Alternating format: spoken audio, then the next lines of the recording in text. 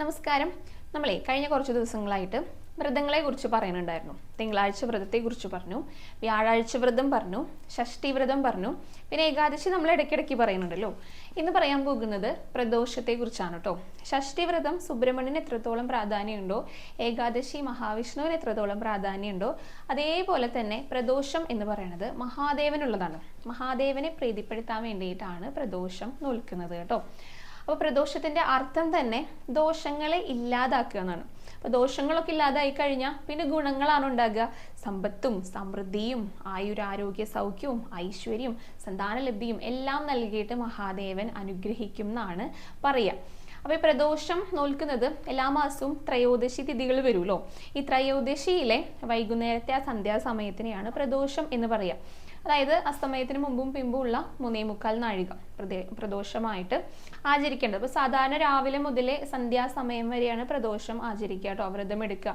എന്നിട്ട് വൈകിട്ട് മഹാദേവ ക്ഷേത്രത്തിൽ നിന്ന്, അതായത് ശിവക്ഷേത്രത്തിൽ നിന്ന് ലഭിക്കുന്ന എന്തെങ്കിലും നേദ്യങ്ങൾ, ഇപ്പോൾ കരിക്കോ എന്തെങ്കിലും ഭഗവാന് നേദിച്ചത് കഴിച്ചുകൊണ്ട് വേണം, സേവിച്ചുകൊണ്ട് വേണം വ്രതം അവസാനിപ്പിക്കേണ്ടതായിട്ടെന്ന് പറയാറുണ്ട്.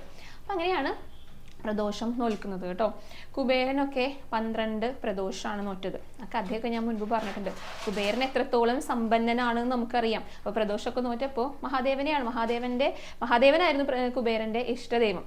അങ്ങനെ മഹാദേവനെ പ്രീതിപ്പെടുത്താനായിട്ടാണ് പ്രദോഷം നോറ്റത്. അങ്ങനെ എല്ലാവിധ ഐശ്വര്യങ്ങളും സമ്പത്തും ഒക്കെ നൽകിയിട്ട് അനുഗ്രഹിക്കുകയാണ് ചെയ്യുക. അപ്പോൾ നമ്മൾ പ്രദോഷം നോറ്റ് കഴിഞ്ഞാൽ നമ്മളെയും മഹാദേവൻ അനുഗ്രഹിക്കും, അങ്ങനെയാണ് പറയുക. പ്രത്യേകിച്ച് ഈ പ്രദോഷ സന്ധ്യകളിലൊക്കെ മഹാദേവൻ നൃത്തം ചെയ്യുന്നു പറയും. ഒരാൾ നൃത്തം ചെയ്യണമെങ്കിൽ, പാട്ടൊക്കെ പാടി നൃത്തം ചെയ്യണമെങ്കിൽ സന്തോഷം ഉണ്ടായിരിക്കണ്ടേ? സന്തോഷമുള്ള സമയത്തിൽ നൃത്തം ചെയ്യുക.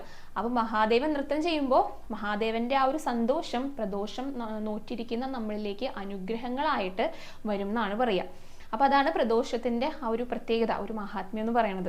പ്രദോഷത്തിന്റെ ദിവസം പ്രദോഷം നോറ്റിരിക്കുന്നവർ ശിവക്ഷേത്രത്തിലൊക്കെ പോകുക, അവിടെ ചെയ്യേണ്ട വഴിപാടുകൾ, ധാരയൊക്കെ വലിയ ഇഷ്ടമാണ്. പ്രദോഷം നോൽക്കുന്നതും വലിയ ഇഷ്ടമാണ് മഹാദേവനെ. അപ്പോൾ വേണ്ട വഴിപാടുകളൊക്കെ ചെയ്യാം. ശിവപുരാണം, മഹാത്മ്യം, നമഃശിവായ മന്ത്രമൊക്കെ ജപിക്കുക.